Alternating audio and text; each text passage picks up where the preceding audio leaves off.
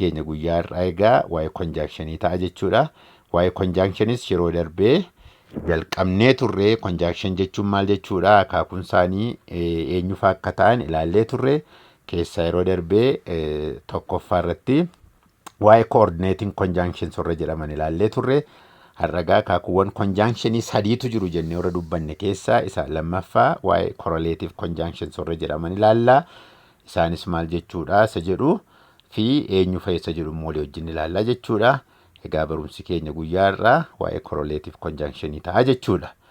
Egaa kallattiidhumaan gara barumsa keenyaatti yeroo seennu ibsa isaarraa yoo jalqabneef correlative conjunctions are pairs of words that work together to connect two parts of a sentence that hold an equal value or correlate with one another jedha.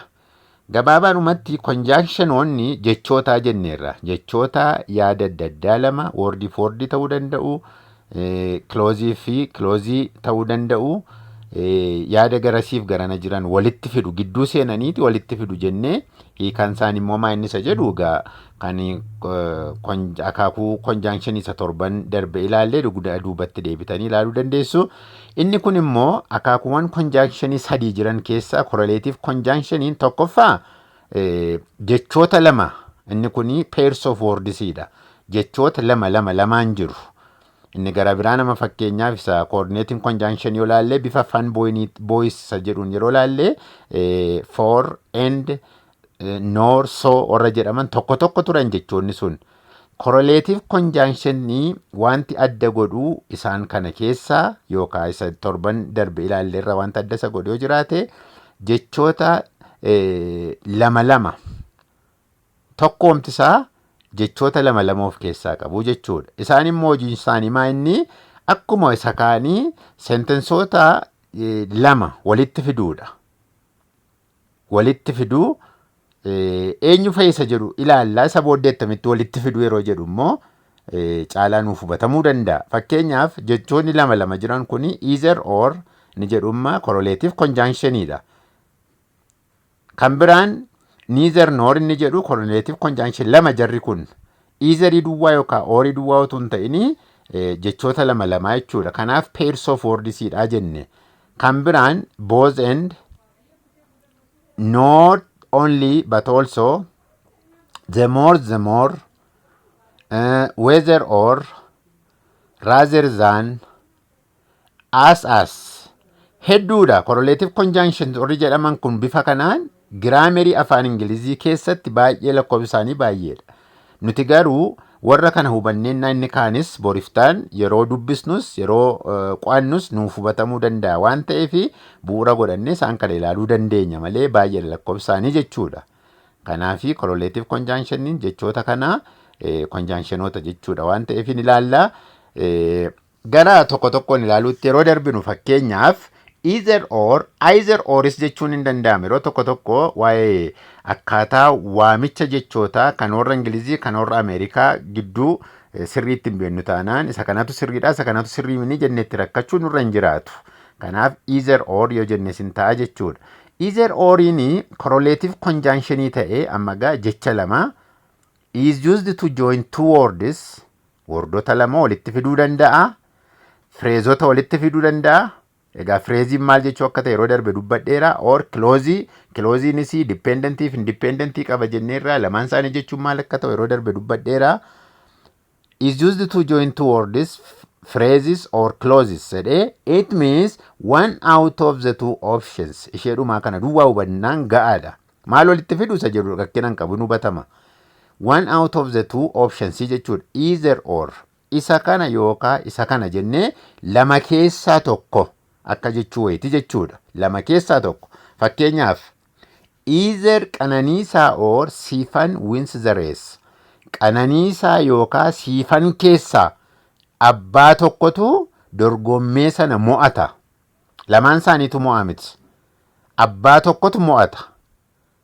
Kuni yeroo sentensicha poziitiivii goone ilaalluudha malee yoo hin mo'atan jennee dubbachuu barbaannes Qananiisaa yookaan Siifan keessaa tokkotu hin mo'atu jechuunis hin danda'amaa jechuudha. Kun garuu either or jechuun lama keessaa tokko jechuudha. Filmaatota lama yookaan carraa wantoota adda addaa lama jiran keessaa tokko jechuudha. Kanaafi either Qananiisaa or Stephen wins the race. Isaan lamaan keessaa nama tokkotu tokkoffaa ba'a yookaan tokkotu mo'ataa jechuudha. Kan biraan we could either hike up the mountain or swim in the lake this afternoon. Amma waaree booddee kanaa waan lama gochuu dandeenyu keessaa tokko akka filachuu dandeenyu dubbata. We could either hike up the mountain yookaan gara gaaraatti gara tulluutti ol ba'uu dandeenya. Yookaan immoo daakaa daakuu dandeenya. Filmaati lamaansaa keessaa tokko fudhachuudha. Waa'ee tokko fudhachuu dubbachaa jira jechuudha. Waaree booddee kana yookaan gara tulluutti ol ba'uu dandeenya yookaan immoo galaana daakuu bishaan daakuu dandeenya jechuudha. Daakaa daakuu dandeenya jechuudha. Lamaansaa keessaa tokko filachuu akka dandeenyu dubbataa jechuudha. Kanaaf either or egaa nuti immoo yeroo Ingiliffaa haasofnu wanta lama keessaa tokko hojjechuu filachuu dhimma itti ba'uu barbaanne keessa gashine bifa kanaan haasa'uu dandeenya jechuudha spookenii keessatti.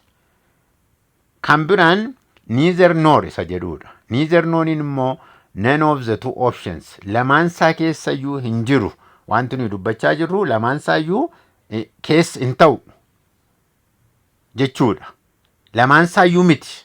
Fakkeenyaaf neither mootii nor abdii are my classmates. Lamaansaaniyyuu mootiinis abdiinis kutaa koo miti. Wajjin baranna miti kutaa tokko keessatti jechuudha. Lamaansaaniyyuu akkas miti. Neither noriin immoo lamaansaayyuu wantoti filmaata ta'anii jiran waa'een isaanii dubbatame lamaansaayyuu miti jechuudha. Miti isa jedhu hiika akkasii qaba. Amma fakkeenyaaf akkuma sentensii isa jalqabaa keessatti ilaalle neither mootii nor abdii. Abdiinis mootiinis barattoota kutaa kootii miti jechuudha. Kan biraan neither ancootee nor caccabsaa are my favorite foods. Asitti neither nonitti gargaaramnee nyaata aadaa Oromoo gosa lama maqaa dheera. Ancooteenis caccabsaanis nyaata akaakuu nyaataan jaalladhu miti. Neither noriin lamaansaayyuu miti jechuudha. Kanaafi neither norii ani isa kanas hin jaalladhu. An achis asis hin dhufu. An siifis isaafis hin kennu jechuu barbaanne neither noriitti gargaaramee lamaansaayyuu hin godhu hin jaalladhu jennee bifa garaagaraan dhimma itti ba'uu dandeenyaa jechuudha. Inni ittaanu both and isa jedhuudha. Used to emphasize the two elements combine as true. Lamaan isaaniiyyuu wantooti waa'een isaanii dubbatamaa jiranii lamaan isaaniiyyuu wal fakkaatu hariiroo wal fakkaatu qabu waa'een isaanii warri dubbatamaa jiru isa jedhu of keessaa qaba. Both and jechuun immoo both mootii and abdii are my classmates. Abdiinis mootiinis inni itti dabalamus innis barattoota kutaa kootiiti. Both and inni jedhu immoo lamaan isaayyuu wanta wal fakkaataa amala wal fakkaataa eenyummaa wal fakkaataa qabaachuu isaa nutti himaa jechuudha. Kun immoo both mootii and abdii are my classmates. Lamaan isaaniiyyuu mootiinis abdiinis kutaa kootii isa jedhu of keessaa qaba dubbataa jechuudha. Both ancootee and caccabsaa are my favorite foods. Faallaa isa silaatti jechuudha. Kun immoo kan neither norii. Ancooteenis caccabsaanis nyaatota akaakuu nyaataan baay'ee jaalladhuudha. Lamaansaayyuu. Kan biraan not only but also isa jedhuudha. Inni immoo maayinni highlight additional elements in the sentence. Yaada dabalataa. Isa kana duwwaa miti. Kunis yookaan kana duwwaatu hin ta'in kanas amala jechuu wayiif keessaa qaba. Fakkeenyaaf not only my brother obboleessa koo qofaa miti but also my sister is a teacher. Isheenis not only my brother not only obboleessa koo duwwaatu barsiisaa otoo hin ta'in but also my sister is a teacher. Isa duwwaatu hattuu miti innis hattuudha. Yookaan isa duwwaatu akkas miti innis akkasi. Isa duwwaatu sooressa miti innis akkasi jedhanii bifa garaagaraan dhimma itti ba'uu hiika akkasii qabaa jechuudha. Not only but also jechuun immoo. Dirqamumaan yeroo hundaa barsiisaadha. Qe'ee duwwaa otoo hin ta'in bifa adda addaanis ta'uu danda'a. Fakkeenyaaf isa kana yoo laallee fakkeenya sattaan yoo laallee this bag is not only high quality. Qalqalloon kun yookaan baagiin kun quality guddaa qaba duwwaa miti but also attractive. Akkasuma hawwataadhas. Quality gaarii qaba. Quality isaa duwwaa otoo hin ta'in nama hawwatas miidhagaadhas jechuudha. Not only but also jechuun waatti dabala yaada isa taa'etti yaada gara biraa itti dabalaa jechuudha. Itti dabaluuf dhimma itti ba'ama. The more inni jedhu kun immoo hammuman akkas godhen akkas ta'e. Hanguman akkas godhen akkas godhe. Waan akkasii jechuudhaaf dhimma itti ba'ama. Fakkeenyaaf the more I heard about him hanguman waa'ee isaa dhagee the more I like his words. Hojii isaas immoo jaalladhe. Baay'ee waa'ee isaa dhaga'ee hammuma sana immoo hojii isaas jaallate jechuudha. Hammuman qo'adhen qormaata gaarii fide. Maalirratti hundaa'a jechuudha? Inni yaade dura dubbatamee bu'uura ta'ee hanguma sana immoo firiinsaas inni itti aanus gaarii ta'a jechuudha. Hanguman akkas godhe akkas ta'e. Fakkeenyaaf yoo itti daballee ilaallee the more they practiced afaan Oromoo hanguma afaan Oromoo shaakalan the more they become good at it. Hammuma sana immoo gaarii godhanii baranii jechuudha. Gaarii godhanii dubbatu. Kanaaf hanguman akkas godhe hanguman akkas ta'e akkasis ta'e. Yaaliin godhamee fi firiinsaa walitti hidhamee jira jechuudha. Kanaafi the more isa jedhu immoo akkasitti hubachuun gaariidha. Kan biraan raazerzaan isa jedhu yoo ilaalle immoo raazerzaan jechuun isa tokkorra caalsifachuu. Fakkeenyaaf the children would rather eat mango than banana. Kun kallattiidhumaan amala ijoollee ibsa otoo hin ta'in fakkeenya kooti.